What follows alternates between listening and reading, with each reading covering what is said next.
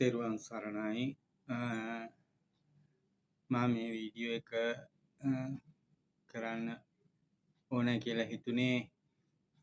මමත් මේ බුදුදහම කෙරෙහි යම්කිසි අවබෝධයක් ලබාගෙන ගමන් කරන නිසා මම බොහොම දුෂ්කර ගමනක් ගමන් කරනවා. මේ බුදුදහමට අනුව ජීවත් වීම බොහොම අපහසු බව ඕනි කෙනෙකුට තේරෙනවා. බුදුදහම කියන්නේ මහා ගැඹුරු ධර්මයක්. මම ඒකේ ගොඩක් දුරට ගැඹුරින් ගමන් කරන කෙනෙක් නිසා මට ඉතින් හරි දුෂ්කරයි. ඒ දුෂ්කර ගමන් කරන අතර වාරේ මම ටිකක් මේ ධර්ම අවබෝධය ලබාගත් අය කවුරුන්ද කියලා මම මේ ෆෝන් වලින් ටිකක් බලනකොට හරි කනගාටුදායක දේවල් තමයි දැක ගන්න ලැබෙන්නේ. මේ අපේ අතරේ ඉන්න මේ ධර්ම කටයුතු කරන ධර්ම වැඩසටහන් කරන අය බොහෝ දෙනෙක් දැන් මේ බුදුමග කියන එක හරි නිකන් මිත්‍යා දෘෂ්ටික ගමන් මගක් හැටියට ඔප්පු කරගෙන යන බවක් පේන්න තියෙනවා. ඒ නිසා ඒකන ඉතින් මටත් හිතුණා පොඩි පැහැදිලි කිරීමක් කරන්න ඕනි කියලා. සමහරු කියනවා මේ නැවත උපතක් නැහැ, මරුණට පස්සේ එතනින් ඉවරයි කියලා. මේ බෞද්ධයෝමයි මේක කියන්නේ. එහෙම නැහැ කියලා බුද්ධ දේශනාවේ තියෙනවලු. මේ ත්‍රිපිටකයේ ධර්මයේ තියෙනවලු, ධර්මතාවල තියෙනවලු. ඉතින් ඒ නිසා එහෙම කියනකොට පොඩි හිතට කලකිරීමකුත් ඇති වෙනවා. මොකද මේ බෞද්ධයා විසින්ම බෞද්ධ ආගම මේ වනසනවා. ඒ කෙනෙකුට උපපාතිකයෝ නැහැ. දෙවියෝ කියලා නැහැ. ඒවා නිකන් ධර්ම දෙවියෝ කියන්නේ මිනිසා හරිමකට ගන්න කියපු උපායක් වගේ දෙයක්, බොරුවක් වගේ. මිනිස්සු හරිමකට ගන්න අන්න අර ළමයි රවට්ටන්නේ උන්න බිල්ල එනවා කියලා. අන්න ඒ වගේ මිනිස්සු බය ගන්නන්න හදපු එකක් කියලා මේ තමයි දැන් මේගොල්ලෝ මේ කියන්නේ. ඉතින් ඒ නිසා එහෙම දෙයක් නම් නෙමෙයි. අවංකවම ප්‍රඥාවෙන් ලෝකේ දිහා බලන්න, ධර්මයේ දිහා බලන්න. ඒකේ තියෙන්නේ නම් ඔය මේ බිල්ලට බය කරන එකක්වත් නැවත උපතක් කියලා මේ මිනිස්සු බය කළා මිනිසුන්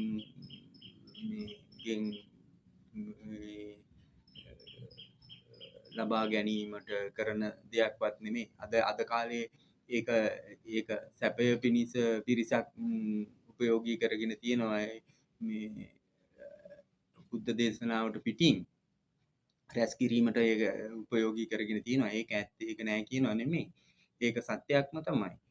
ඒක නෙමෙයි, ඒකත් නෙමෙයි ධර්මයේ. ඔය නැහැයි කියන එකත් නෙමෙයි ධර්මයේ. ඒකේ තියෙනවා ගැඹුරු අර්ථයක් තියෙනවා. කියන්නේ දැන් උපතක් නැහැ කිව්වහම ඒ අය සමහර අය කියනවා මේ පැවිදි වෙලා ඉන්න භික්ෂුන් වහන්සේලාත් කියනවා උපතක් නැහැ කියලා. උපදින්නේ නැහැ කියලා. උපතක් එහෙම නැහැ. බුද්ධ දේශනාවේ එහෙම එකක් නැහැ කියලා. ඉතින් ඒ අය කියනවා, තව පිරිසක් කියනවා එහෙම එකක් නැහැ. එතකොට දැන් තව ආගම් වලින් කියනවා මේ අපාය තියෙනවා. අපායයි දෙව්ලොවයි තියෙනවා. ආයේ නැවත උපතක් නැහැ කියලා. මේ හැම තැනකම තියෙනවා ලොකු ප්‍රශ්නයක් තියෙනවා. මිනිස්සු මුලා වීමක් තියෙනවා. මිනිස්සු වරදට පෙළවීමක් මේ අදහස් වල තියෙනවා. මොකද උපතක් නැත්නම් ඇත්තටම බුද්ධ දේශනාවට අනුව උපතක් නැත්නම් රහතෙක්. මේ හැමදෙනාම රහතුන් වෙන්න ඕනේ. තිරිසන් සතා පවා රහතෙක් වෙන්න ඕනේ. එතකොට මොකටද මේ බුදුහාමුදුරුවෝ මේ ධර්මයක් දේශනා කළේ? දෙවිවරු ධර්ම දේශනා කළේ? එතකොට අපායක් නැහැ. එහෙමනේ කියන්නේ. එතකොට ධර්මයක් අවශ්‍ය වෙන්නේ නැහැ නේ මිනිසුන්ට. එතකොට භික්ෂුන් වහන්සේලාට පැවිදි වෙන්න ඕනෙත් නැහැ. ඕනේ නැහැ. රහතුන්නේ. උපතක් නැහැ කියන්නේ රහතේ. සසරක් නැහැ. සසර දුකින් එතර වෙනවයි කියන එකනේ. එතකොට මොකද්ද මේ කියන එක හරි ප්‍රශ්නයක් වෙලා තියෙනවා. ඉතින් ඕක ප්‍රශ්නයක් වෙලා තියෙන්නේ මේ ධර්මයේ සොයන අසරණ අහිංසක මිනිසාට විතරයි. අපිට නම් ඕක ප්‍රශ්නයක් නෙමෙයි. අපි මේ ප්‍රශ්නයක් හැටියට මම ඕක ලොකුවට අරගෙන ගණන් අරගෙන කරනවා නෙවෙයි. මට ඒකේ ප්‍රශ්නයක් නෑ. මම දන්නවා හොඳටම නැවත මගේ උපතක් තියෙනවා කියලා. මගේ උපතක් තියෙනවා. මම මේ හැම සත්වයාගේම උපතක් මම දකිනවා. මොකද ඒ සසරෙන් ගෙන ආපු කර්ම චක්‍රය විවිධාකාරයි. කර්ම චක්‍රය විවිධාකාර වෙන්න බෑනේ නැවත උපතක් තියෙන්නේ නැත්නම්. නැවත උපතක් නැත්නම් කර්ම චක්‍රය විවිධාකාර වෙන්න බෑ. කර්ම චක්‍රය විවිධාකාරයි. ඵලදීන් විවිධාකාරයි. ආසාවන් විවිධාකාරයි. එක්කෙනෙක් එකම පවුලේ උපදිනවා තව බොහෝ දේවල් කියනවා මේ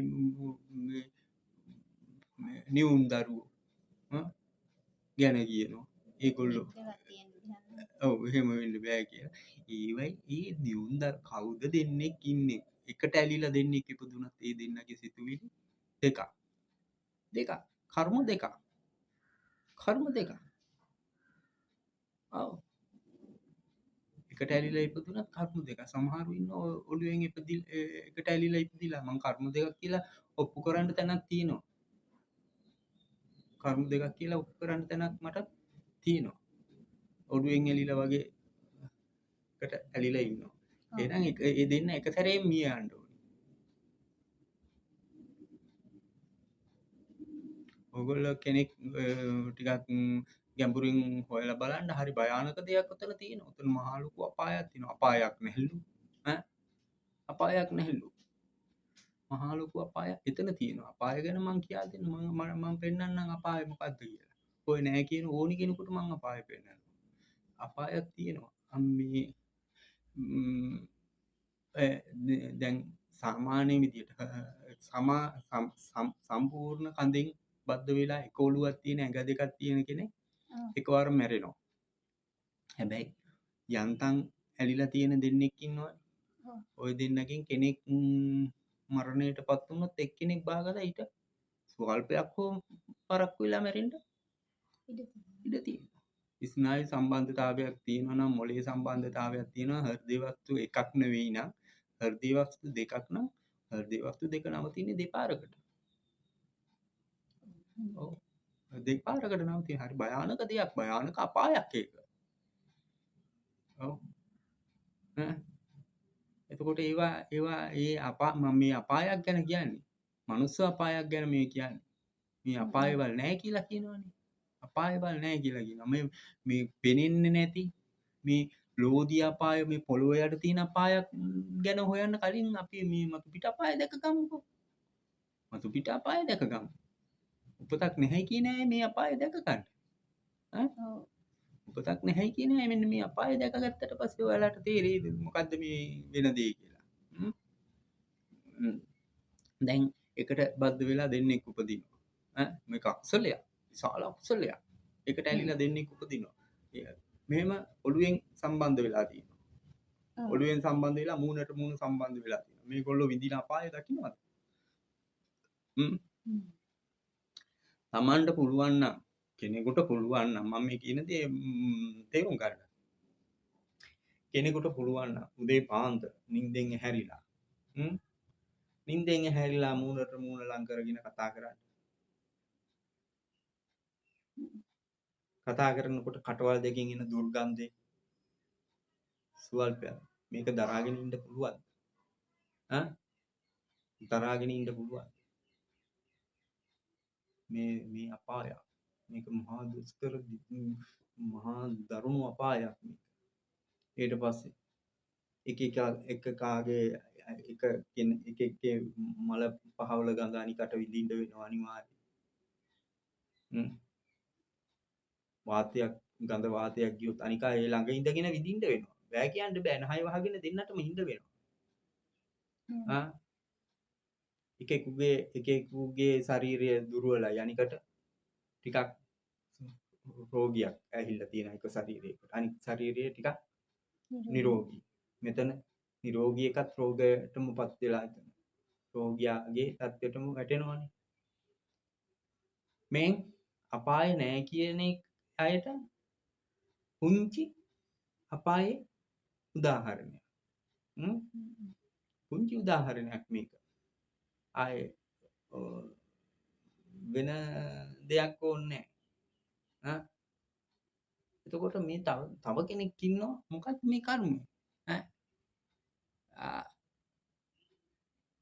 රෝගයටපත් වෙනවා. එක්කෙකුට දද කුෂ්ඨ හැදිලා දුකටපත් වෙලා. අනික හොඳට ජීවත් වෙනවා. එතකොට මෙතන තියෙන අපාය මොකද්ද? මෙතන තියෙන මේ මනුස්ස අපාය ගැන මම මේ කියන්නේ. මේ පිට අපාය ගැන මම මේ කියන්නේ. මේ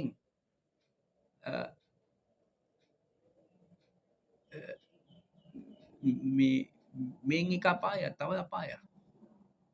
දත කුෂ්ඨ හැදිලා සුව වෙන්නේ නැහැ. රෝගයටපත් වෙලා. එතන දුක් විඳිනවා.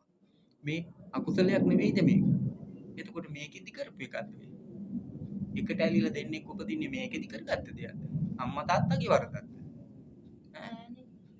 අම්මා තාත්තයි කලලේ මේ වරදක්ද? එකට අලෝලා කලලේ සම්බන්ධ වෙලා නැහැ. අම්මා තාත්තයි වරදක් නෙමෙයි මේක. මේක සසරේ අම්මා තාත්තත් කරපු අකුසලයක්. අම්මා තාත්තයි පිරිසක් විසින් කරපු අකුසලයක්. මහා අකුසල කර්මයක්. අපායක්. ඒ අපායේ දුක් විඳින්න වෙනවා. එතකොට තව ඉන්නවා පොඩි කාලේ දරුවෝ. මේ පිළිකාවල් හැදිලයි කියලා දෙමව්පියෝ විලාප තියෙනවා. අනේ මේ දරුවාට පිහිට වෙන්න. පිහිට වුණත් ඒ දරුවා මැරෙන්නෙත් නැහැ. ඇරෙන්නෙත් නැහැ මැරෙන්නෙත් නැහැ. මුළු ජීවිතේම දෙමව්පියෝ මොකද කරන්නේ? අර දරුවා වෙනුවෙන් කැප කළා. ඒ දරුවාව සුව කරන්න හදනවා. හැබැයි සුව වෙන්නේ නැහැ. සුව වෙන්නේ අකුසල කර්ම. අපායට වැහැලා. ඒගොල්ලෝ අපායක් ඒ. ඔය අපායෙන් ගොඩ එන්න ඕනේ. ඕවා තමයි මේ මතු පිට අපාය. මේ ඔය ලෝධි අපාය හොයන්න යන්න එපා. එච්චර දුර යන්න ඕනේ නැහැ.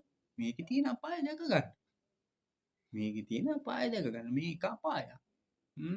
තව තියෙනවා බොහෝ දේවල් මේ අපාය ගැන විස්තර කරන්න. මෙන්න අපාය. ඕපපාතිකයෝ නැහැ කියනවා. ඕපපාතිකයෝ කිව්වහම මේ පිරිසක් මේ ඉඳාගෙන ඉන්නවා මේ දෙවියෝ කියලා. මේ දෙවියෝ ප්‍රේතයෝ පේන්නේ නැති ආත්ම ඕපපාතිකයි. නෑ. ඕපපාතික ආත්ම පේනවා. ඕපපාතිකයෝ අදත් පහළ වෙනවා. ඕපපාතික සතුන් අදත් පහළ වෙනවා. ඒ කාලය අනුව ඕපපාතිකෝ මේ ලෝකෙට ඒ පහළ වෙන විදිහක් තියෙනවා. පහළ වෙන ක්‍රමෙත් විස්තර කරන්න පුළුවන්. පහළ වෙන්නේ කොහොමද? ඒ සත්‍යය බොහෝ දීර්ඝ මේ විස්තරයක් කරගෙන යනකොට පහළ වෙන විදිය සත්‍යම වශයෙන් ඔප්පු වෙනවා. ඕපපාතික සත්‍යය පහළ වෙන්නේ කොහොමද? මේවා තියෙනවා. මේ සත්‍යයි. බුදුහාමුදුරුවෝ දේශනා කරපු මේ ධර්ම සත්‍යයි. ඕපපාතිකයෝ කියන්නේ දෙවියෝ නෙමෙයි. දෙවියෝ ඕපපාතික නම් වෙන්න බෑ. මේ ඕපපාතික සත්‍යය නෙමෙයි දෙවියෝ කියන්නේ. දෙවියෝ ප්‍රේතයෝ කියන්නේ සත්වයේ කොටසයකට අයිති වෙන්නේ නැහැ. මිහිපිට ප්‍රේතයෝ ඉන්නවා. මනුස්ස ප්‍රේතයෝ ඉන්නවා. ඒගොල්ලෝ වෙනම කට්ටියක්. මනුස්ස ප්‍රේතයෝ ඉන්නවා. ඒක වෙනම කට්ටියක්. මනුස්ස යක්ෂයෝ, මනුස්ස දෙවියෝ ඒ ඉන්නවා. ඒක මනුස්ස කියලා මුලට දාන්න ඕනි ඒගොල්ලන්ට. මනුස්ස ප්‍රේතයෝ, මනුස්ස යක්ෂයෝ, මනුලොව දෙවියෝ. ඒගොල්ලෝ එහෙම නෙමෙයි. සැබෑ දෙවියෙක්, සැබෑ යක්ෂයෙක්, භූතයෙක්. යක්ෂයෙක් කියන්නේ ඔය කියන යක්ෂයෙක්, භූතයෙක් ඕපපාතික නෙමෙයි. ඕපපාතික සතෙක් මේ ලෝකෙට පහළ වුණා නම් ඒ සත්වයා ඉන්නවනේ. ඕපපාතික සත්වයා. ඒ සත්වයාගේ ඕපපාතිකව මෙලොවට බිහි වෙච්ච සතෙක් ඉන්නවනම් ඒ සත්වයා අනිවාර්යෙන් නැවත පැටවුන් හෝ බිත්තර හෝ යම්කිසි පරපුරක පැවැත්ම ගෙනියනවාමයි. ඒ පහළ වෙන විදිහ තමයි මේ මිනිස්සුන්ට විස්තර කරන්න ඕනේ. ඒ ඕපාසික සත්‍යය කියන ඒ සතා පහළ වෙන්නේ කොහොමද කියන එක විස්තර කරනකොට ගොඩාක් දුරට යන්න ඕනේ. ටිකක් වටින් එන්න ඕනේ. වටින් ගෙන්නලා ඔප්පු කර පෙන්වන්න ඕනේ. නැතුව මෙහෙම කෙටියෙන් කිව්වට පස්සේ කෙටියෙන් මේ වීඩියෝ එක දැම්මොත් මං ඒක විවේචනය කරන්න හේතු මේක ඇතුලේ ඉතුරු වෙනවා. ඒ නිසා ඒක විවේචනය කරලා ප්‍රචාරය කරන්න පුළුවන්. ඒ නිසා ඕපපාතික සත්වයා කියන එක ස්ථීර වශයෙන් ඔප්පු කරන්න තව ධර්මතා කීපයක් ඔප්පු කරගෙන එළියට යන්න දෙන්න ඕන. දෙවියෝ ඔප්පු කරන්න ඕන, අපාය ඔප්පු කරන්න ඕන. අපාය ඔප්පු කරන්න ඕන, දෙවියෝ කියන කවුද කියලා ඔප්පු කරන්න ඕන. ප්‍රේතයෝ කියන්නේ කවුද කියලා ඔප්පු කරන්න ඕනේ. ඕපපාතික ජීවියෝ කියන්නේ කවුද කියලා ඔප්පු කරන්න ඕනේ. මේ ටික ඔප්පු කරලා පෙන්නපු කෙනාට මේ ඕපපාතික ජීවියා හැදෙන හැටි, ලෝකෙට එන හැටි පෙන්වන්න අනිවාර්යයෙන්ම පුළුවන්. අපාය පෙන්වන්න ඕනේ. අපාය. මම ওই පුංචි අපායක් දෙකක් ඔය කිව්වා. ඕකේ යථාර්ථයට ගිලිලා බලන්න ඕනේ. ඔය තිරිසන් අපාය ගැනවත් නෙවෙයි මං කිව්වේ. මේ මනුෂ්‍ය අපාය ගැන. මනුෂ්‍ය අපාය ගැන. පිච්චෙන අපාය ගැන. ඔය තව තියෙනවා අපාය. ඉතින් විවිධාකාර විදිහට අපාය. මං ප්‍රධාන දෙක. එකට ඇලිච්ච රූප දෙක. එකට ඇලිච්ච මූණ කිට්ටු වෙච්ච ආත්මයක් දෙකක් එකට ඇලිලා. මේ දෙන්නගේ ආත්මයම දැක ගන්න. මුන් දෙන්නට නිදා ගන්න පුළුවන්. දෙන්නටම නිදා ගන්නේ නැතුව එකෙක් නිදාගෙන ඉඳලා අනිකට ඇහැරලා ඉන්න පුළුවන්. මොන දුකක් විඳිනවද මේ? මේකෙන් මේ ජීවිතේ ගත කළ වැඩක් නැත් තියනවද? ඒත් මැරෙන්නද? මේක දකින්න දෙමව්පියෝ මොනතරම් පිච්චෙනවද? දෙමව්පියෝ පවා මේ අපායේ පැහෙනවා. පිච්චෙනවා. තදකොෂ්ඨ හැදිච්ච අය ඒ අපායේ. මේ අපාය. මේ වගේ අපායවල් බුරු කියන මාන්නම් ඇයි එහෙනම් ඔය මේ නැවත උපතක් නැත්නම් ඇයි ඒ වගේ දඬුවම් එක්ක උපදින්නේ? ඔව් නේද? දඬුවම් අකුසල පෙර කරපු දෙයක් නැත්නම් නැවත උපතක් නැහැ කියන්නේ පෙර කරපු දෙයක් නැහැ කියන එක. ඇයි දඬුවම් එක්ක උපදින්නේ? එතකොට මේ අම්මා තාත්තට පුළුවන් දඬුවම් දරුවෝ උපදින්න. අම්මා තාත්තා කෙනෙක් කැමතිද දඬුවම් දරුවෝ උපදවන්න? බාගෙට ළමයෙක් උපදවන්න අම්මා කැමතිද තාත්තා කැමතිද? නෑනේ. කට කැල්ලක් තියලා ළමයෙක් උපදවන්න අම්මා තාත්තා කැමතිද? ඔය හැම අම්මා තාත්තා කෙනෙක්ම කැමති වෙන්නේ පිරිපුන් Tamanටත් වඩා ප්‍රබල හොඳ අපිවත් ටත් වඩා අපිවත් නැගිට්ටවගෙන නැගිටින දරුවෙක් ලෝකෙට බිහි කරන්න තමයි හැම අම්මා තාත්තා කෙනෙක්ම. වෙරකන්නේ. ඉතින් ඇයි මේ පෙර කරපු සසරේ පෙර දෙයක් නැත්නම් ඇයි එහෙම උපදින්නේ? ඇයි එහෙම දුක් විඳින්නේ? එක්කෙනෙක් දුක් විඳින්නේ එක්කෙනෙක් සැප විඳින්නේ. එක්කෙනෙකුට ධනෙට ආසාවයි. තව කෙනෙකුට ධනෙ නැහැ. පිච්චෙනවා. ඇයි පෙර සසරේ දෙයක් නැත්නම් පෙර උපතක් නැත්නම් පෙර විපතක් නැත්නම් විපතින් පස්සේ උපතක් නැත්නම් ඇයි එහෙම උපදින්නේ?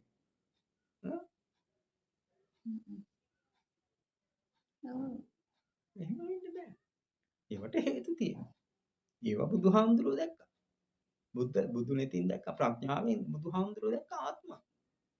බුදුහාමුදුරුවෝ දේශනා කරපු ඔය ආත්මයක් ගැන කියනවා නම් ආයෙතනින් එහා කතා කරන්න දෙයක් නැහැ. ඒවා අපිට දකින්න තියෙනවා. ධර්මයේ දකින්නෝ මේවා දකින්න. ධර්මයේ දකින්න හරි බයයි. මොනවටද බයයි? මොනවටද බයයි? අකුසල කර්මයක් සිද්ධ වෙයිද? අකුසල කර්මයක් සිද්ධ වෙයිද? හරි බයයි. ඔව්. චේතනාව නොමග යයිද? මොකද බයයි. තමාගේ චේතනාව නොමගේ අයිද කියලා කොයි වෙලාවෙත් බයයි. හ්ම්. ඒ කියන්නේ චේතනාව මුල් වෙන්නේ. අවධානයෙන් අවබෝධ වෙන අකුසලයේ කියන එක අකුසලයේ කියන එක චේතනාවෙන් හටගන්න දෙයක්. ඔව්. චේතනාව. චේතනාව තමයි අකුසලයට ගෙනියන්නේ. චේතනාව හොඳ නම් අකුසලයක් එතන නැත. චේතනාව හොඳ නම් අකුසලයක් නැත. ඒ කියන්නේ අකුසල සිතක් නැති කෙනෙකු නෑ. චේතනාව හොඳ කෙනා අකුසල කර්මයක් කරන්න නොකරන්නේ කි. චේතනාව හොඳ නම් අකුසලයක් එතන සිදු වෙන්නේ නෑ. ආ. හැබැයි චේතනාව නිවැරදි චේතනාව වෙන්න ඕනේ. දැන් බුදුදහම පිරිහවනවා. බුදුදහම විනාශ කරනවා. අර එමයයි. මගේ චේතනාව හොඳයි කියලා හිතුවට ඒක නෙමෙයි මං කියන්නේ. ඒක නෙමෙයි. එහෙම කරන්න ඇයි හේතුව? එහෙම කරන්න ඇයි හේතුව? දැන් බුදුහාමුදුරුවොත් මේ තැනකදී කළා අර කවුද මේ දරුව අබ මිටක් ගේන්න කිව්වේ? ඒ බොරුවක් නේ. දිසාගෝතමී අබ මිටක් හොයාගෙන තනිප කළා දෙනවයි කියලා. කරන්න බැරි දෙයක් පිළිගන්නේ නැති නිසා නොමගට ඇරීමක් නෙමෙයි ඒක කළේ. ඒක සුම යන්න චේතනාව. එතකොට ඒක බොරුවක් ඈ එනකොට ආවේ දරුවක් දාලානේ. ඔව්. අර මලකුණ කඳක් දාලා තමයි යහපහුව එනකොට ආවේ. චේතනාව. අවබෝධ කරගන්න. අවබෝධ කරගන්න. දැන් මෙහෙම දෙයක් තියෙනවා. තව එකක් තියෙනවා. දැන් ප්‍රාණඝාත හොඳ නැහැ කියනවානේ. දැන් තමනුයි දැන් අපි පවුලක් එකතු වෙලා යනවා කුසල කර්මයක් කරන්න. එක්ක බුදුන් දකින්න. ඒක කොහොම හරි යනකොට ආහාර නැහැ. මම මේ කරන්න කියනවා නෙමෙයි ආහාර නැහැ. ආහාර නැති වෙලා දැන් මෙතන නායකයා ඉන්නවා තාත්තයි පුතයි දුවයි අම්මයි කියලා හිතන්නේ. දැන් මේගොල්ලන්ට ආහාර දෙන්න ඕනි තාත්තා. කොහෙන් හරි. තාත්තා කියන්නේ ඒකයි. ආහාර ලබා දිය යුතුයි. තාත්තට දෙන්න දෙයක් නැහැ. තාත්තා ධාර්මිකයි. තාත්තා අකුසල කර්ම කරන කෙනෙක් නෙමෙයි. පව් කර්ම කරන කෙනෙක් නෙමෙයි. නමුත් මේ තාත්තා දැන් කියාගත යුතු දෙයක් නැහැ. ඇලක් තියෙනවා.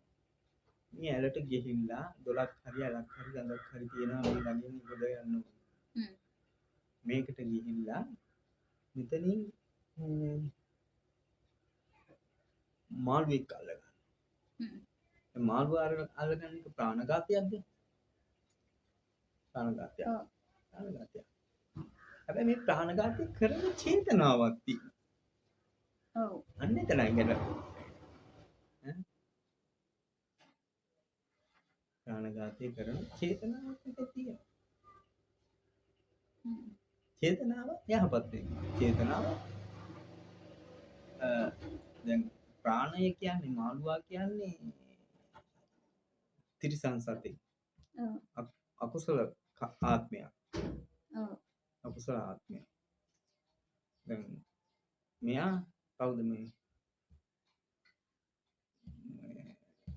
අකුසල ආත්මය නේ මේ මාළුවා කියන්නේ අකුසල කර්ම පුරපු ආත්මයක්. අකුසලයේ මත පාරවි. හැබැයි මේ දරුවෝ දෙන්නයි බිරිඳයි තමන් ස්වාමියයි. ඔය තාත්තයි අම්මයි දුවයි පුතයි. මේ දෙන්න යන්නේ බුදුන් දකින්න කියලා හිතන්නකො. බුදුන් දකින්න ධර්මය අහන්න. තාත්තා එතෙන්දි කරන්නේ කුසල කර්මයක්. තාත්තා එතෙන්දි කරන්නේ කුසල කර්මයක්. අරගොල්ලෝ එතෙන්ට යන්න ආහාර නැතුව බෑ. ඒගොල්ලෝ මග නවතිනවා. තාත්තගේ චේතනාව එතන පාපයක් කිරීමට වඩා එතන චේතනාව උතුම් වෙනවා. කුසගින්න නිවන්න. අර පින්වත් හතර දෙනෙකුට තුන් දෙනෙකුගේ කුසගින්දර නිවන යහමඟට ගෙනියන්නේ යෑමේ කුසලයේ මත චේතනාව මත ඒ පාපේ බලගතු මේ චේතනාවයි මුල් වෙන්නේ. තේරුණාද චේතනාව කියන්නේ. ඔව්. ඒ නිසා ධර්මය දැකගෙන ඕනි මේ හැම දෙයක්ම කරන්න. ධර්මය නොදන්නෝ කරන දේවල් අකුසලවන්ත අකුසල කර්ම බවට පත් පත් වෙනවා. වෙනවා. එයාට ඒක අකුසලයක් හැටියටත් කරන්න පුළුවන්. අනේ මං හින්දා මේක මුන්ට කන්න දෙන්න මම මේක මරන්න වුණා මට. මුන්ට මුන් හින්දා මං පව් පුරව ගන්න. කියන චේතනාව හිතට ඇති වුණොත් මොකද වෙන්නේ? අකුසලයක් එතන අකුසලයක්. හද පිරුණු පිරිසිදු චේතනාව පිරිසිදුනා ඒ අවංක නම් ඒ පිරිසිදුනා ඒ කුසල කර්මය. අතන අකුසලයක් තියෙනවා. ඒ අකුසලයේ දවසක යාට අකුසලයක් ලැබෙනවා. මේ පාපය ලැබෙනවා. නමුත් ඒ පාපේ බලගතු නැහැ. චේතනාව යහපත් වෙනවා.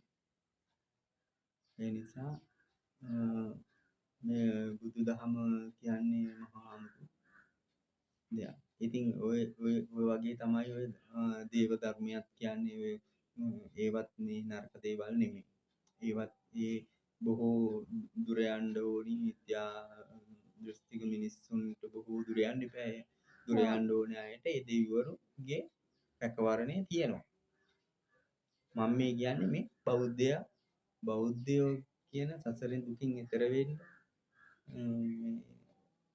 වෙරකන වෙරදරන මේ බෞද්ධ මිනිසාට බෞද්ධයාට තමයි මම මේ ධර්ම තේරුම් කරලා දෙන්නේ. මේක ටිකක් ඕපපාතික සත්තු නැහැයි කියලා කියනවනම් මම ඒ ඔප්පු කරලා පෙන්නනවා. ඒ වගේම උපතක් විපතක් නැහැ කියලා කියනවනම් ඒකත් මම ඔප්පු කරලා පෙන්නනවා.